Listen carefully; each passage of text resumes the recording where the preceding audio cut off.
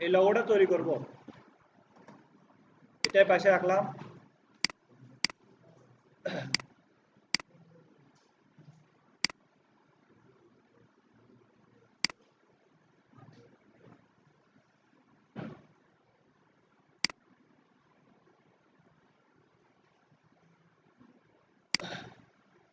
ফার্স্টে একটা মনোগ্রাম কিভাবে তৈরি করতে হয়, ফার্স্ট আমি এভাবে একটা সার্কেল নিলাম। সার্কেলটা এমনিতেই ইকুয়ালি সমান করার জন্য শিফট অল্টার চাপলে এটা ইকুয়ালি সমান হবে, বা শিফট চাপলে হবে। একটা সার্কেল নিলাম, সার্কেলের স্ট্রোক দিলাম, শুধু স্ট্রোক, ফিল দিলাম না। এরপর রাইট ক্লিক করে এটার উপর ট্রান্সফর্ম স্কেল, স্কেল করে এই সার্কেলটাকে 5% কমিয়ে দেব, ইউনিফর্মলি 5% কপি। এখন দুইটা সার্কেল হয়ে গেছে, ভিতরের সার্কেলটা থাকবে আর বাইরের সার্কেলে area type on a path টুলে ক্লিক করে এখানে ক্লিক করব, বাইরের সার্কেলটাতে ক্লিক করব।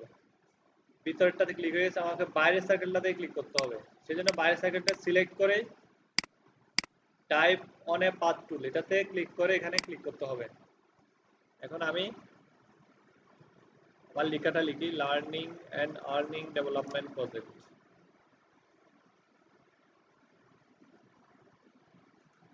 লার্নিং অ্যান্ড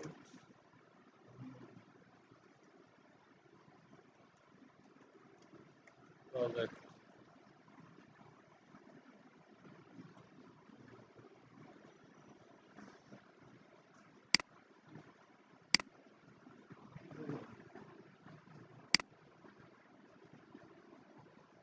একটা পাথ টুলে কিভাবে লিখতে হয় সেটা আপনাদের আগে শেখানো হয়েছে।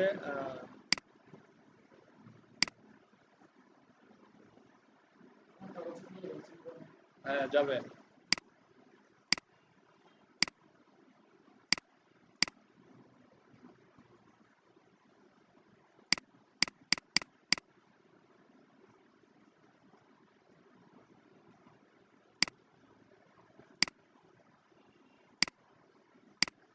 এটাকে আরেকটু ছোট করতে হবে, স্কেলে গিয়ে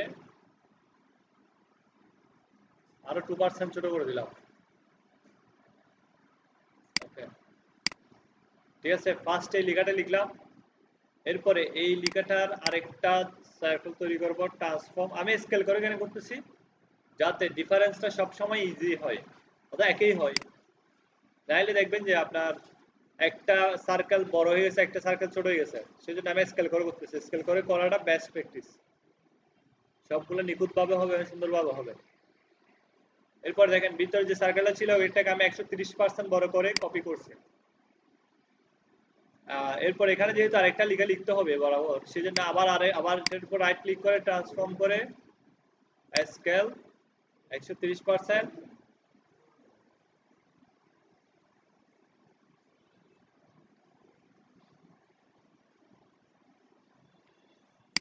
আর একটা কপি তৈরি করলাম, তৈরি করে আমার যে টাইপ অন এ পাথ টুল এটাতে ক্লিক করে এটার উপরে ক্লিক করলাম, এখানে ক্লিক করি, ক্লিক করছি। এখন লেখাটা দেখেন, লেখাটা যদি আমি এখন লিখি আইসিটি মিনিস্ট্রি,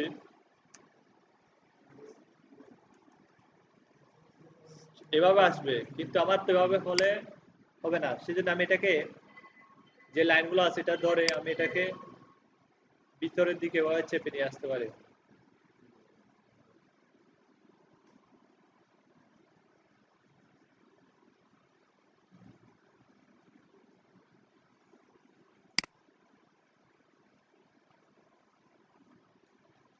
ঠিক আছে, এতটুকু রেডি। এখন মাঝখানে আমি যে কোনো ইমেজও দিতে পারি, সার্কেলও দিতে পারি, সাপোজ এখান থেকে একটা সিম্বলও দিতে পারি।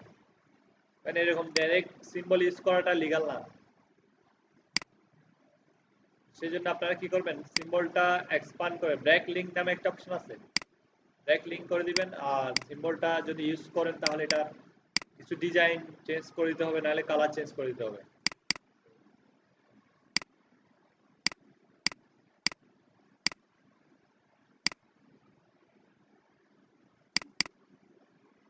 এরপরে এখানে দুই পাশে কালি রাখছি কারণ এই দুই পাশেও আমি দুইটা সিম্বল ইউজ করব। মনে করেন এটাই দিয়ে দিচ্ছি এই সিম্বলটা। এটা হুবহু তো ইউজ করতে পারবো না, সেজন্য আমি ভিতরে যেটা ব্রেইনের মতো অংশ আছে এটা ডিলিট করে দিচ্ছি। এটাও ব্রেক লিঙ্ক দিলে রেস্টাইজ হয়ে যাবে, তখন এগুলো ডিলিট করা ইজি হয়ে যাবে একদম। ডিলিট। আর এখানে উপরে যে অংশগুলো আছে যেগুলা বের মতো বের হচ্ছে এগুলা সবগুলো আমি ধরে ডাইরেক্ট সিলেকশন দিয়ে ধরতে পারবো যেহেতু গ্রুপ আছে।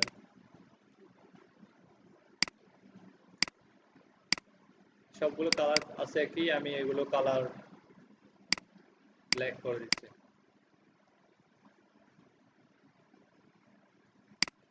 পুরোটাই গ্রুপ করলাম।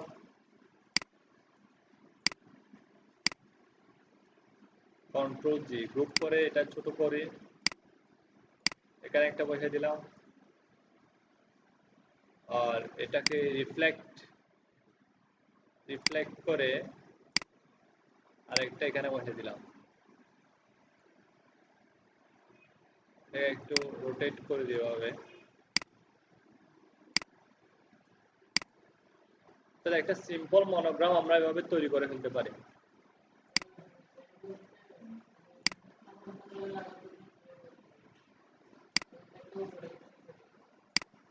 এই দুইটা অবশ্যই অ্যালাইন করা যাবে। ঠিক আছে, দুইটা এখন সমান।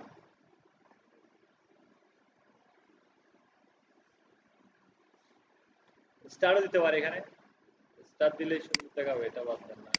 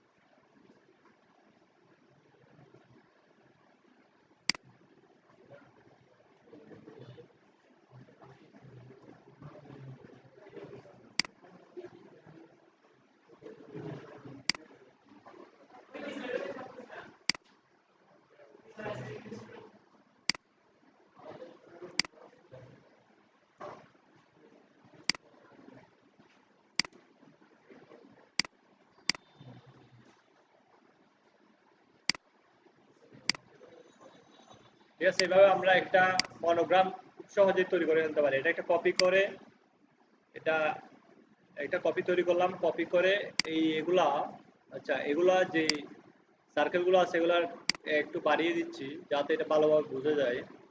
3 পিক্সেল অর্থাৎ 3 পিটি করে দিচ্ছি। ঠিক আছে, এখন সুন্দর দেখাচ্ছে। কন্ট্রোল জি গ্রুপ করে ফেললাম, সবগুলা ডিলিট করলাম। এটাকে অল্টার করে একটা কপি নিয়ে আসছি। অবজেক্ট এক্সপান্ড, যে কোনো কিছু এক্সপান্ড করার আগে একটা কপি তৈরি করে রাখা ভালো, তাহলে পরে দেখবেন যে আপনার এটা এডিট করতে পারতেছেন না। ঠিক আছে, দেখেন লগোটা কিন্তু একটা পিওর একটা সলিড মনোগ্রাম হয়ে গেছে। কন্ট্রোল জেড গ্রুপ করতে হয় না। আচ্ছা,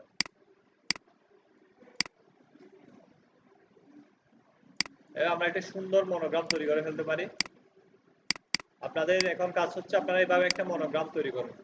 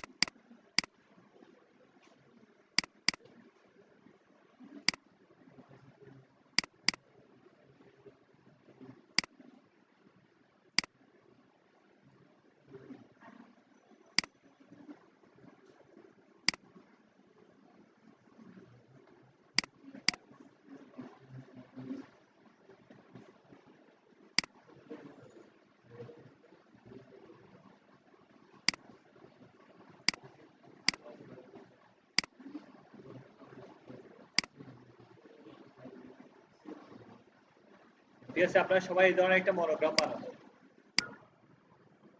আমরা জেনারেলি যে কোনো ছবিতে এখান থেকে যেটা এই অপশন আছে গ্রেডিয়েন্ট অপশন, এটা দিতে পারি। এটা দিলে অটোমেটিক এটা পেয়ে যায়।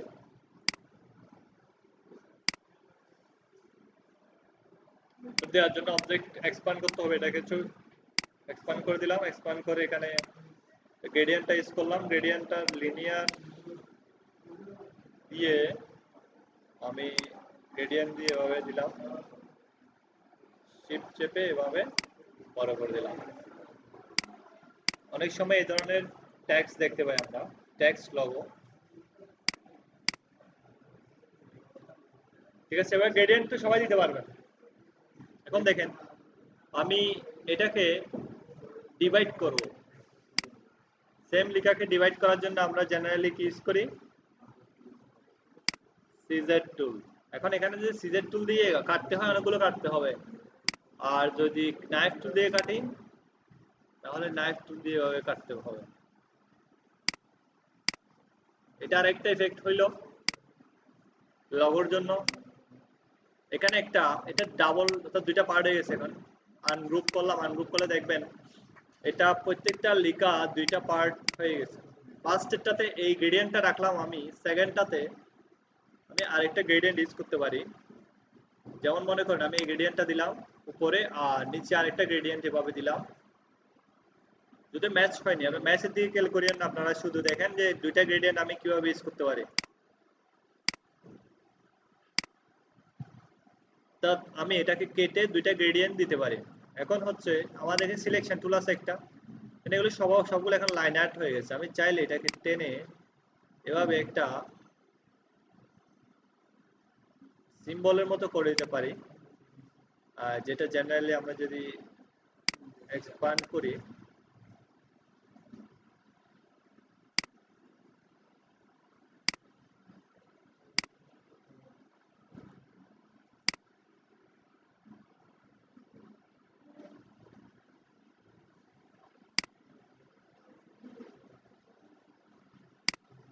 সিলেকশন টুল দিয়ে এটা ছোট করে দিলাম।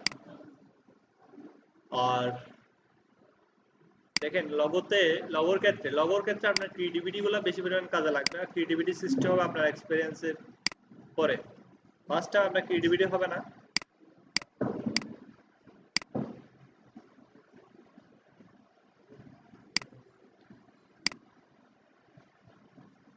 ডিরেক্ট সিলেকশন টুল নিয়ে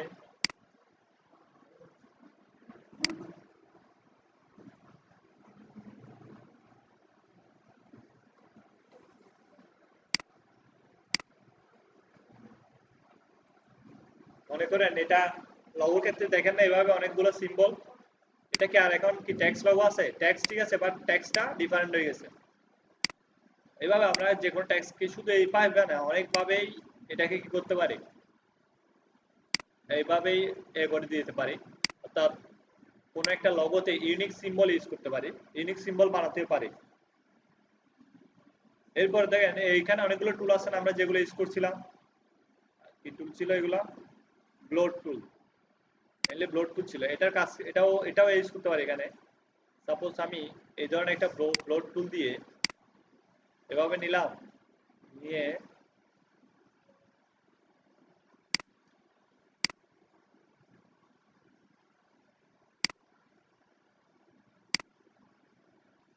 প্যাড হয়নি, ডিলেট।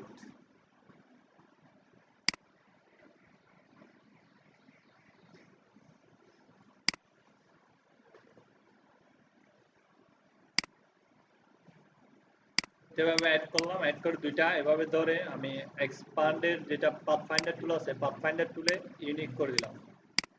তাহলে এটা পুরোটা এখন একটা আর্টওয়ার্ক হয়ে গেল। তো এভাবে আমরা অনেক ধরনের বিভিন্নভাবে যে কোনো ট্যাক্সকে লগোতে পরিণত করতে পারে, ইউনিক লগো যেগুলো ইউনিক। এক্ষেত্রে ধরেন আপনার স্কিলটা বেশি পরিমাণ কাজে লাগবে, আর এগুলো বেশি পরিমাণ কাজ করতে হবে এগুলো নিয়ে, তখন আপনি এই ধরনের ইউনিক ইউনিক লগো তৈরি করতে পারেন। এরপর ধরেন এই লগোটা তো দিলাম, এটা ব্যাকগ্রাউন্ড যদি দিতে চাই, আমি জেনারেলি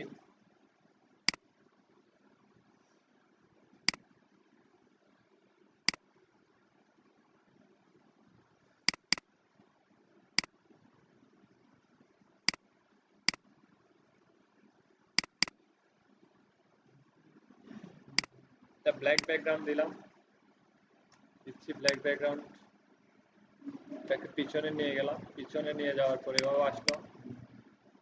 আর এগুলা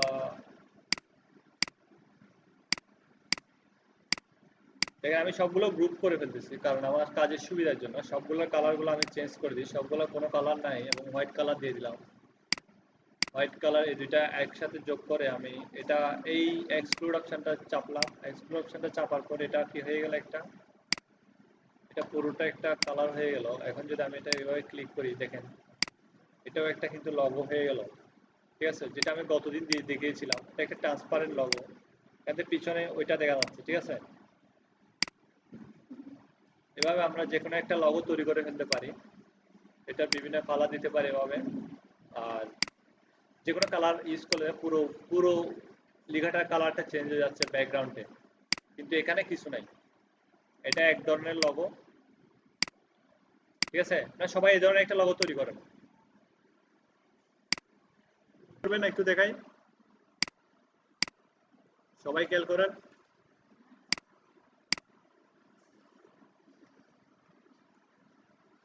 আমি একটা লেখা নিলাম, লেখাটার কালার রেড, এরপর একটা স্ট্রোক স্ট্রোক দিলাম, এটা হচ্ছে গ্রিন। এরপর ইফেক্টে গিয়ে 3D এক্সট্রুডেবল, এরপর এটা এভাবে আপনার পছন্দ মতো করবেন। প্রিভিউতে দেখবেন এভাবে আপনার 3D টেক্সট রেডি। ঠিক আছে, এভাবে 3D টেক্সট তৈরি করে ফেলতে পারি আমরা খুব সহজে। আর এখানে স্ট্রোকটা চেঞ্জ করে দিলে এটা চেঞ্জ হয়ে যাবে। কয়েকটা চেঞ্জ করে দেখি কোনটাতে সুন্দর দেখায়। এরপর হচ্ছে এটা এটা এটা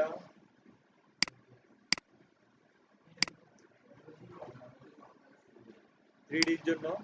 ঠিক আছে, এরপর আমি যখন অবজেক্ট এক্সপান্ড করব তাহলে এটা 3D ডিজাইন তৈরি হয়ে গেল।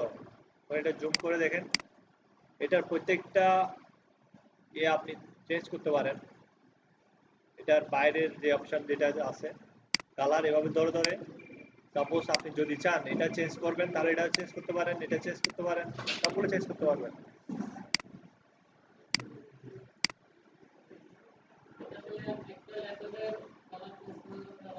হ্যাঁ হ্যাঁ হ্যাঁ, এখানে আমি পেন টুল দিয়ে ধরে সাপোজ এটা কালার চেঞ্জ করব, ডিরেক্ট সিলেকশন টুল দিয়ে এটা চেঞ্জ করে দিলাম। তো এটা এখানে ক্লিক করেন চেঞ্জ। ঠিক আছে, এভাবে আমি চেঞ্জ করে দিতে পারি এখানে।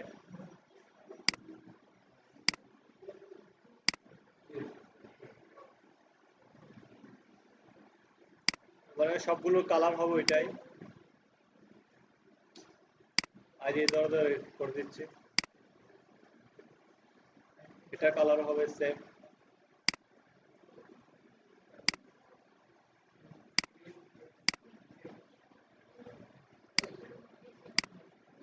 এরপর এটার কালারও হবে সেম।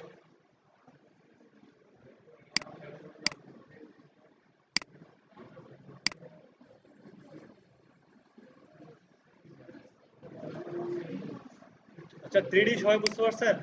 3D অনেক ইজিলি তৈরি করে ফেলতে পারবেন 3D।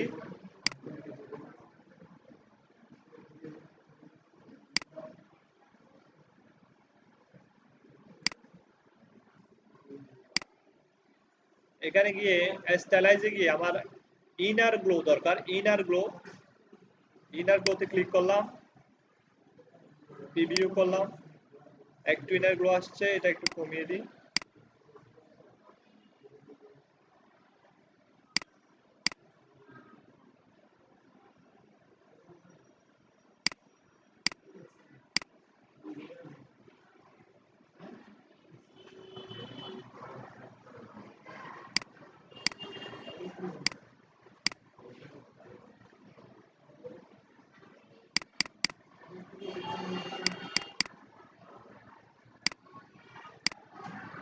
ব্লেন্ডিং অপশন আছে, ব্লেন্ডিং অপশন দিয়ে দেখবো আমি কোনটা দিলে সবথেকে ভালো আসে। মেবি স্ক্রিন দিলে ভালো আসছে স্যার।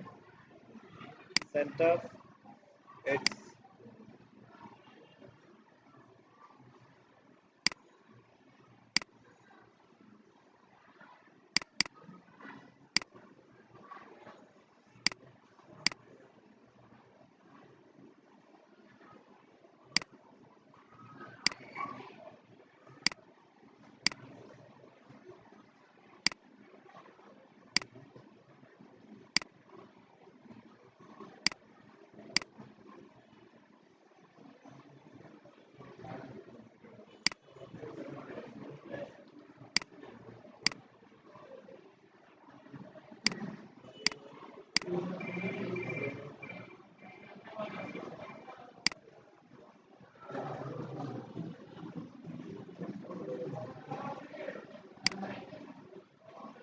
তাহলে দেখেন আমি যখন একটা ইনার গ্লো ইউজ করছি এটাতে, আর এটাতে ভালোভাবে কাজ করতেছে, আর একটা কারণ আছে, এটাকে এক্সপ্যান্ড করতে হবে, এক্সপ্যান্ড অ্যাপিয়ারেন্স।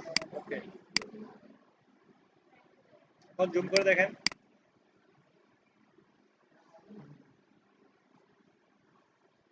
এরপর এটাতে আরেকটা ইফেক্ট ইউজ করব।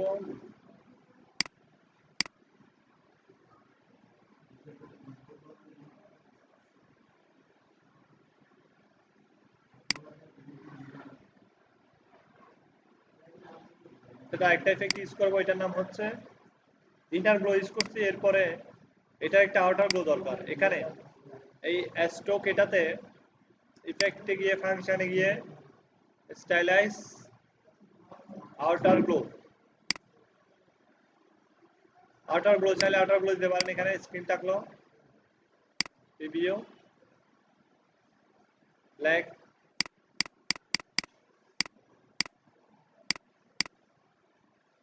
ওকে।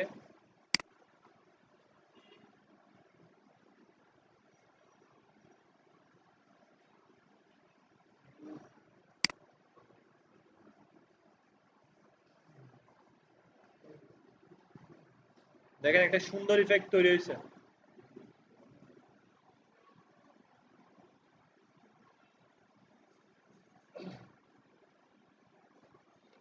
এরপরে মনে করেন শুধু এই যে টেক্সট গুলো ইউজ করবো এরকম না, এখানে আমি আমার অনেকগুলো ফন্ট আছে, এই ফন্টটা আমি কপি করে রাখলাম, এই ফন্টটা এভাবে ধরলাম, ধরে এটা এখান থেকে ফন্ট যেগুলো আছে যে কোনো ফন্ট ইউজ করতে পারি। আমি একটা ফন্ট ইউজ করি, বোতাম, রাউন্ডেড, বোল্ড।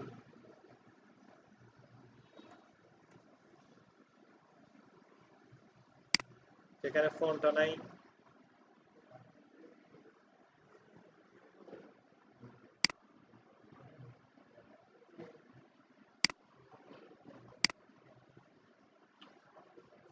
আমরা বিভিন্ন ফন্ট ইউজ করতে পারি এখানে।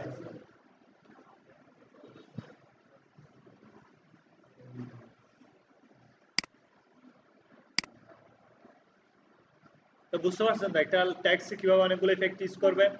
ঠিক আছে, এখানে দেখেন, এখানে আমি কি কি ইফেক্ট ইউজ করছি, স্ট্রোকে আউটার গ্লো ইউজ করছি, আর ফিলে ইনার গ্লো, এরপর একটা শ্যাডো দিছি ভাবে, এখানে ক্লিক করছি, হ্যাঁ একটা শ্যাডো আসছে, শ্যাডো ইফেক্ট, আর একটা ফিল দিয়ে এটা শ্যাডো ইফেক্ট দিছি।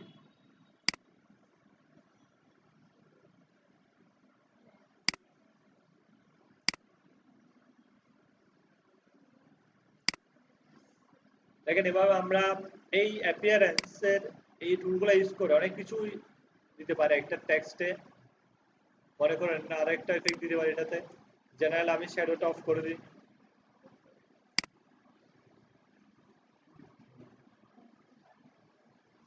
এটাকে যদি আমি ফিলটাকে ট্রান্সফর্ম দিচ্ছি না, ট্রান্সফর্মটা আমি এখানে ডিলিট করে দিই। তুমি রাইট ক্লিক করে অফসেট পাথ ইউজ করতে পারি এখানে, অফসেট পাথ, ভিউ, এটা রাউন্ডেড,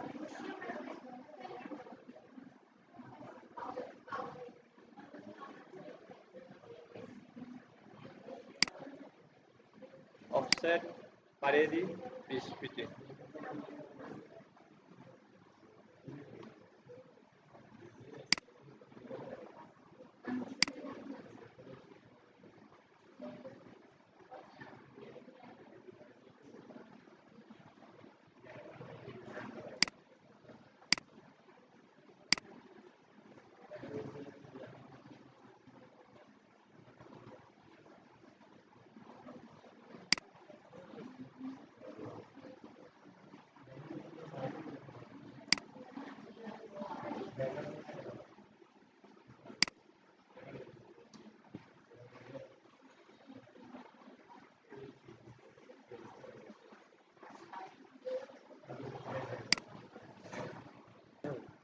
প্রিভিউ 20 কপি, আর এখানে হরিজন্টালি এখানে আমি 96%, এখানেও 96%। এরপর এখানে এটা বাড়িয়ে দিলাম, দেখেন এখন কিন্তু সুন্দরভাবে হচ্ছে, আর সবগুলো ঠিক আছে একদম। অ্যাঙ্গেলটা এখন অ্যাঙ্গেল দেখেন, অ্যাঙ্গেলটা কমিয়ে দিই, আর 9.6 এখন ঠিক আছে, অনেকটা রাউন্ডেড শেপ। কোথায় 7%, অ্যাঙ্গেল 7, 6 দিলে সুন্দর হবে। আর হ্যাঁ ঠিক আছে, 6 দিলে সুন্দর হবে। আর এটা 5 কপি বাড়াই দিন, 5।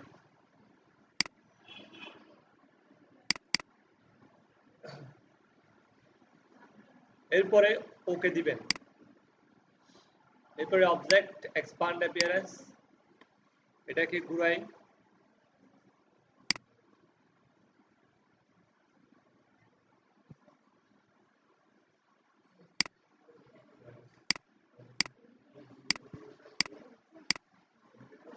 এটা আগের চাইতে বেটার। ডিলিট। এরপর এটার উপর রাইট ক্লিক করে ট্রান্সফর্ম রিফ্লেক্ট কপি,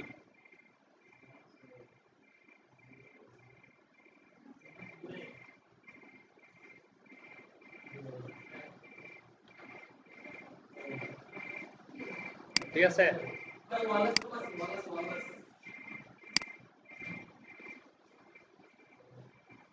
তাহলে আমাদের এটা তৈরি হয়ে গেল।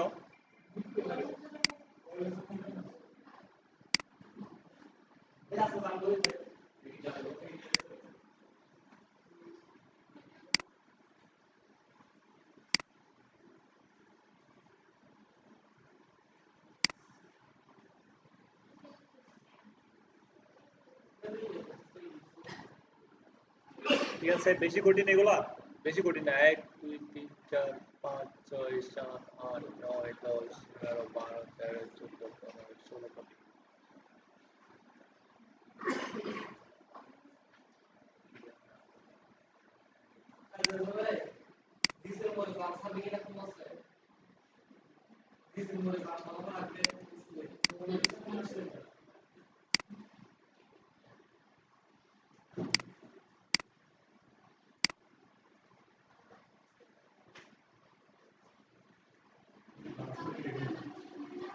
অ্যাঙ্গেল দিছি, অ্যাঙ্গেল অ্যাঙ্গেল,